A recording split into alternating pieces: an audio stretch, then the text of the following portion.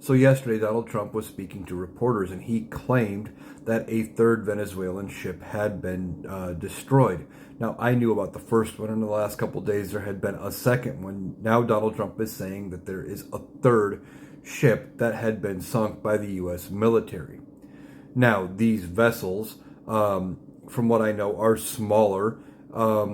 They are not military-style vessels at all. And this administration is claiming that they are using these vessels to smuggle drugs to the United States. Now, there's been no proof. And the response to smuggling drugs should not be, first and foremost, sink and kill the crew.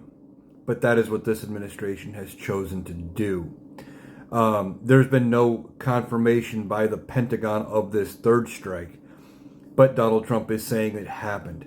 And when asked what he would tell the Venezuelan president about these things, is simply tell your citizens, tell the cartels to quit sending drugs to the United States, or this is going to keep happening. But how do you know they were actually running drugs when you didn't stop and search the vessel? You don't.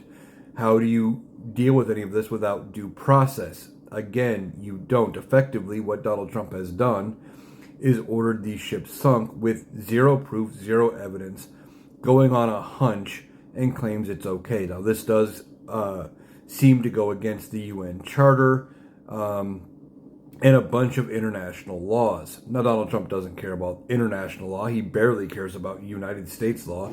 Look at how many times he has violated the Constitution, then complained about judges saying he can't violate the Constitution.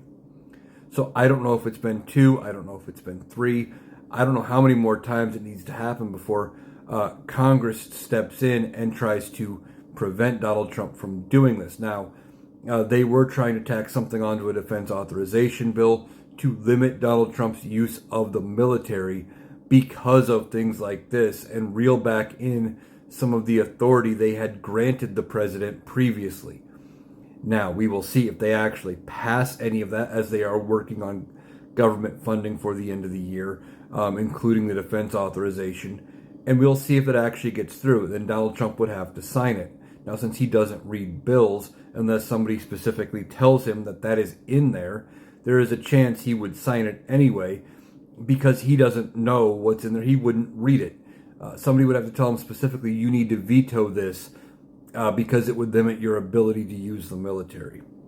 So Donald Trump is claiming 3. Pentagon is confirming 2. We'll see if the Pentagon confirms the third one.